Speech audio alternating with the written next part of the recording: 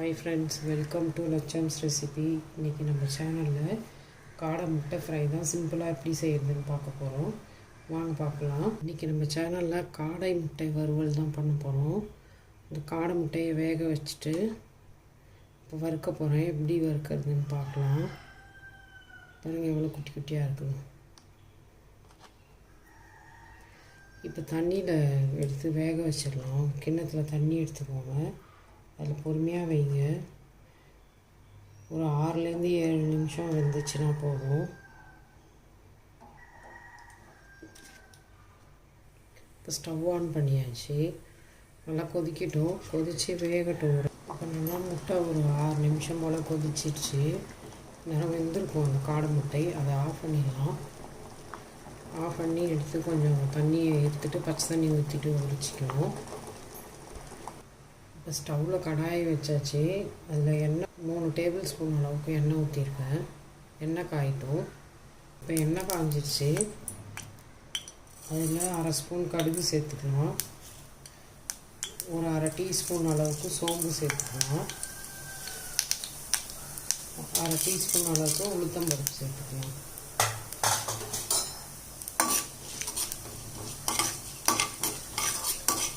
இந்த காடை முட்டையை வறுக்கிறதுக்கு ரொம்ப சிம்பிளாகவும் ஈஸியாகவும் இருக்கும். அதே சமயம் டேஸ்ட்டாகவும் இருக்கும். இப்போ கடுகு வெடிக்க ஆரம்பிச்சிருச்சு. கருவேப்பிலை சேர்த்துக்கலாம். அது கூடவே ஒரு பெரிய வெங்காயம் பொடியாக கட் பண்ணி வச்சுருக்கேன். அதையும் சேர்த்துக்கலாம்.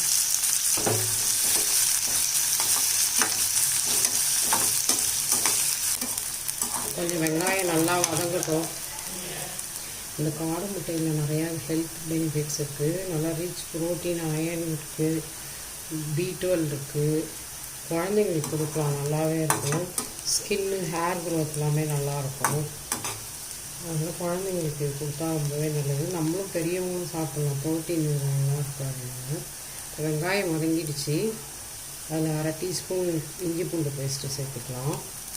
இது ரொம்ப சிம்பிளாக அப்படி வறுத்து எடுத்துக்கலாம். ரொம்ப டேஸ்ட்டாக இருக்கும்.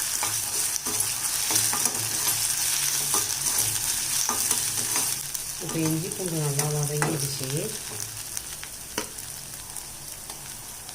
அதில் ஒரு தக்காளி கட் பண்ணி வச்சுருக்கேன். தக்காளி பொடியாக அதையும் சேர்த்து வதக்கிட்டுங்களா. இப்போ அந்த காடை முட்டைக்கு தேவையான அளவு உப்பு சேர்த்துக்கலாம். 1/2 டீஸ்பூன் உப்பு சேர்த்துக்கிறேன். இதை உப்பு போட்டு வதங்கினா அந்த தக்காளி நல்லா வதங்கி வச்சுக்கலாம். இப்போ தக்காளி நல்லா வதங்கி வந்துடுச்சு.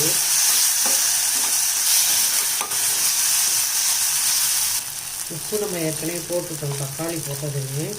இப்போ மஞ்சத்தூள் போட்டுக்கலாம். 1 ஸ்பூன் வீட்டில் அரைச்ச மிளகாத்தூள் சேர்த்துக்கிறேன். குழம்பு மிளகாய்த்தூள் நம்ம காரத்துக்கு தகுந்த மாதிரி சேர்த்துக்கலாம். ஒரு 1.25 ஸ்பூன் அளவுக்கு சேர்த்துக்கிறேன்.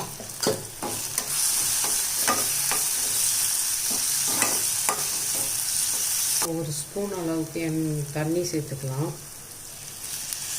கொஞ்சம் நேரம் இந்த களி தீயாமல் குக் ஆகணும்னு கொஞ்சமாக தண்ணி சேர்த்துருக்கேன்.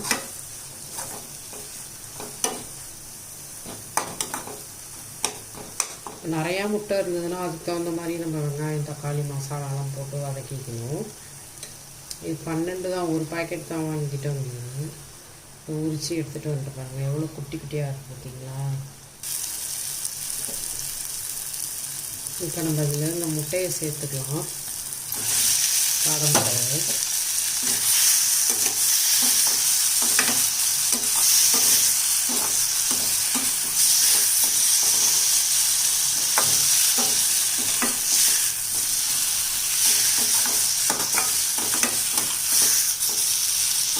அப்படியே சிம்மில் வச்சு ஒரு 2 நிமிஷம் வச்சிடலாம். சூப்பராக ரெடி ஆகிடுச்சு காடை முட்டை. நீங்களும் இந்த மாதிரி குழந்தைங்களுக்கு செஞ்சு கொடுங்க. ரொம்பவே சத்தானது இது. காடை முட்டை ஃப்ரை ரெடி ஆகிடுச்சு. இப்போ ஆஃப் பண்ணிடலாம். ஸ்டவ் ஆஃப் பண்ணிடலாம். கொஞ்சமாக கொத்தமல்லி இலை தூவிக்கலாம்.